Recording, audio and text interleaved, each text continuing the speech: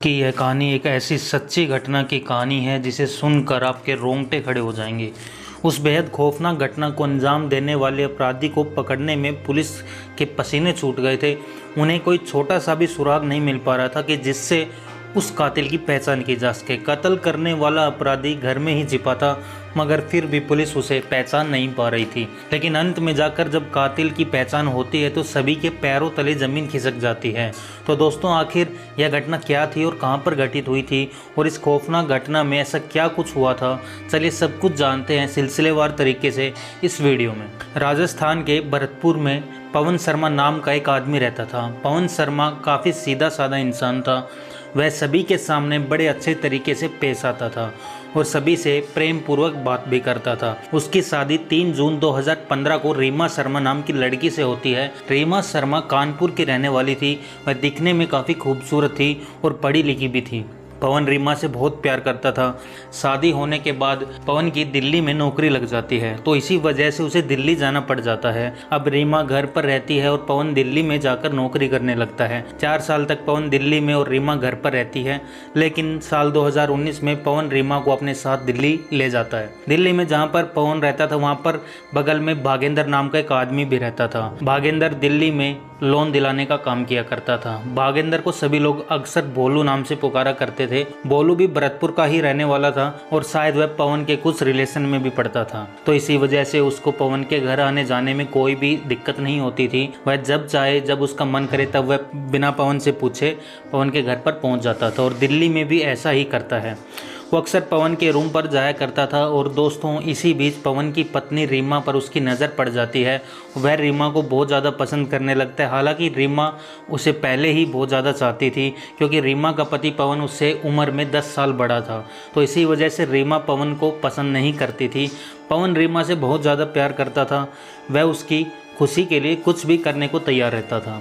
एक बार तो जब लॉकडाउन लगा था तब रीमा कानपुर गई थी, तब पवन उसे लेने के लिए 350 किलोमीटर साइकिल चलाकर गया था। वहाँ एक दिन रुककर पत्नी और दोनों बच्चों को साइकिल पर ही लेकर आया था। भरतपुर से कानपुर का सफ़र साइकिल से तय करने और वापस आने में उसे 7 दिन लग गए थे। लेकिन इतना प्यार करने के बाद भी रीमा उसको पसंद नहीं करती थी। अब वह भोलू को पसंद करने लगी थी और फिर उसके बाद वह दोनों करीब आ जाते हैं। वह दोनों एक दूसरे से बहुत ज़्यादा प्यार करने लगते हैं। रीमा और पवन के 2 बच्चे भी थे, लेकिन फिर भी वह भोलू के संग उनके संपर्क में आ जाती है। हालांकि भोलू भी शादीशुदा था, उसका भी एक बच्चा था, मगर तब भी वह ऐसा काम करता है। जब पवन काम पर चला जाता था तो रीमा भोलू को बुला लिया करती थी और फिर वह दोनों बाहर जाकर घूमते थे। भोलू उसे गिफ्ट भी लाकर देता था। इस दौरान दोनों के बीच कई बार संबंध भी बने। यह सिलसिला लगातार चलता रहा, मगर पवन को इस बात की बिल्कुल भी भनक नहीं लगी। उसने कभी सपने में भी नहीं सोचा होगा कि मेरी पत्नी ऐसा काम भी कर सकती है। 2021 में पवन ने दिल्ली का काम छोड़ दिया और रीमा के साथ वापस भरतपुर आ गया। रीमा भरतपुर थी तो भोलू दिल्ली में था और इसी वजह से उनकी मुलाकात नहीं हो पा रही थी। इसलिए रीमा बोलू को कहती है कि तुम दिल्ली से चले आओ। अब रीमा की बात सुनकर बोलू वहाँ से चला आता है, लेकिन घर पर पवन और उसके परिवार वाले सभी लोग थे, तो इस वजह से उनका मिलना मुश्किल हो रहा था। तो इसीलिए रीमा एक प्लान बनाती है और फिर वह बोलू को फ़ोन करके कहती है कि मैं रात को सभी लोगों के खाने में या दूध में नींद की दवा मिला दूंगी और फिर जब सभी सो जाएंगे तब तुम आराम से मेरे घर पे मेरे कमरे में आ सकते हो। अब प्लान के मुताबिक रीमा रोज़ ऐसा ही करती थी। वह सभी के खाने में नींद की दवा मिला देती थी और फिर जब वह लोग सो जाते थे तब वह भोलू को अपने कमरे में बुला लेती थी। रीमा के साथ कमरे में पवन भी रहता था, लेकिन नींद के कारण उसे कुछ पता नहीं चल पाता था। इसी तरह एक कार्यक्रम रोज़ चलता रहता है, लेकिन अब समय आ चुका था रीमा का भांडा फूटने का। 29 मई 2022 का दिन था। रीमा उस दिन भी पहले की तरह सभी को खाने में नींद की दवा खिलाकर सुला देती है और फिर भोलू को फ़ोन लगाकर कहती है कि आ जाओ, मिलने का मन कर रहा है, और घर के सभी लोग सो गए हैं। इतना सुनते ही भोलू फ़ौरन वहाँ पर पहुँच जाता है। उसके साथ उसका एक और दोस्त भी था। वह दोनों बाइक से उसके घर जाते हैं। भोलू का दोस्त घर के बाहर ही खड़ा रहा और भोलू घर में जाकर रीमा के कमरे में चला जाता है। अब कमरे में जाकर वह दोनों अपना काम करते हैं, लेकिन इसी बीच पवन की नींद खुल जाती है क्योंकि उस दिन दवा का असर उस दिन सही से नहीं हुआ था। और फिर इसके बाद जब वह रीमा और भोलू को एक साथ देखता है तो उसके होश उड़ जाते हैं। उसे यकीन नहीं होता है कि जिस रीमा से वह इतना ज़्यादा प्यार करता है वह उसे पीठ पीछे धोखा भी दे रही है। पवन गुस्से से लाल हो जाता है और वह तुरंत उन दोनों को मारने के लिए दौड़ पड़ता है। लेकिन पवन अकेला था और वह लोग दो थे। क्योंकि भोलू के साथ रीमा भी थी तो इस वजह से वह दोनों पवन पर भारी पड़ जाते हैं और फिर उसके बाद वह दोनों पवन की बेहद ही दर्दनाक तरीके से हत्या कर देते हैं। भोलू अपने उस दोस्त को भी बुला लेता है जो घर के बाहर खड़ा था। फिर वह लोग पवन के शव को बाइक पर लाद कर वहाँ से निकल जाते हैं और रीमा घर पर ही रहती है। पवन के घर के पास एक नहर थी तो उन लोगों ने सोचा कि उस नहर में उसके शव को ठिकाने लगा देंगे। फिर प्लान के मुताबिक वह लोग उस नहर के पास जाते हैं और फिर उसके शव को उसमें फेंक देते हैं। उन्होंने फेंकने से पहले उसके शरीर में पत्थर बांध दिया था ताकि वह आसानी से डूब जाए और किसी को दिखाई ना दे। इस बीच उन्होंने पवन का मोबाइल भी तोड़कर कहीं फेंक दिया था।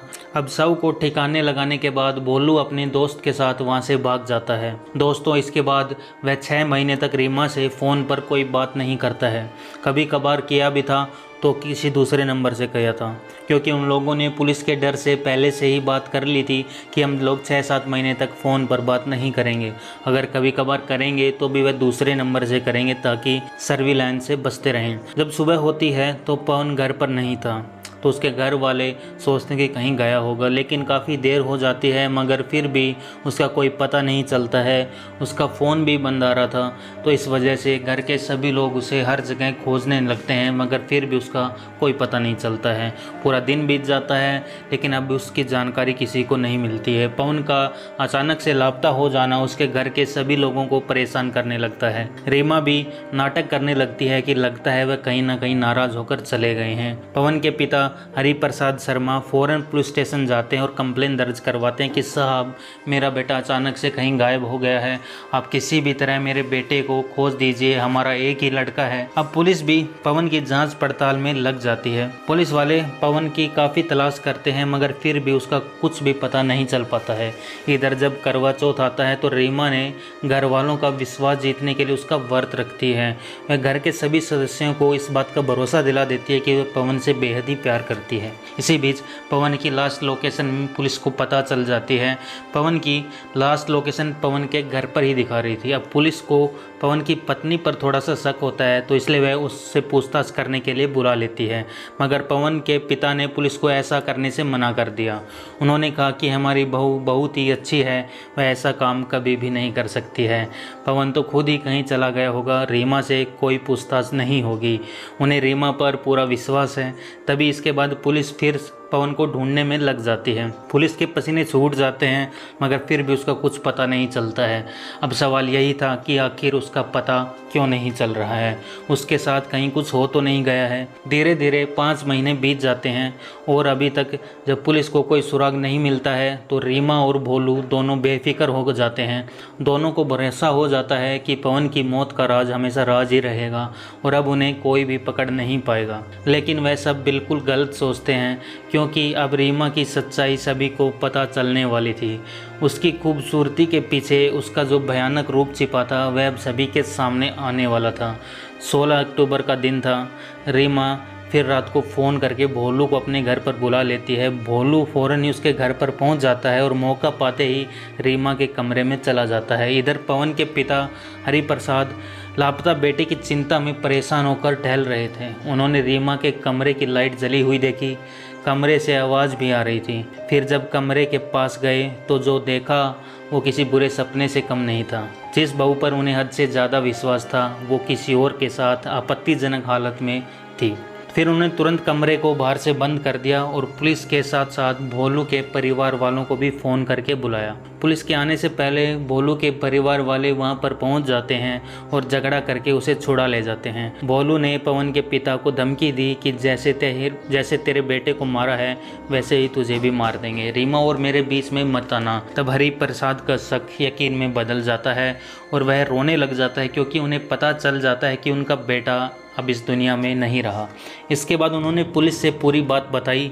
पुलिस भोलू के खिलाफ सबूत जुटाने में लग जाती है। इसी दौरान भोलू दिल्ली चला जाता है और रीमा जो है 28 अक्टूबर को कानपुर चली जाती है। 20 नवंबर के दिन पुलिस वालों के हाथ कुछ सबूत लगता है और फिर तब पुलिस ने रीमा को फ़ोन कर बुला लिया। इधर पुलिस ने भोलू को भी पूछताछ के लिए दिल्ली से बुला लिया। अब करीब 6 घंटे तक पुलिस ने उन दोनों से पूछताछ की। उन दोनों को अलग अलग कमरे में बिठाया गया, क्योंकि एक जगह रहने से वह दोनों एक ही जवाब देंगे, इसलिए उनका झूठ पकड़ने के लिए पुलिस ने उन्हें अलग अलग कमरे में बिठा दिया। सातिर दिमाग वाली रीमा कुछ देर तक तो पुलिस को गुमराह करती रही और काफ़ी हद तक गुमराह भी कर दिया था। फिर कुछ समय बाद पुलिस ने भोलू से पूछताछ शुरू कर दी। पहले तो दोनों बातों को घुमाते रहे, लेकिन फिर जब पुलिस ने भोलू से सख्ती से पूछताछ की तो उसने सारी बातें सही सही बता दी। इसके बाद रीमा ने भी अपना जुर्म कबूल कर लिया और दोनों से पूछताछ के बाद पुलिस जैसे भी ट्रैक्टर लेकर उस नहर के पास शव निकालने के लिए पहुंच जाती है। जब उस नहर को तलाशा जाता है तो उसमें से एक बोरा मिलता है और फिर इसे खोलने के बाद उसमें से सिर्फ 17 हड्डियां मिलती है।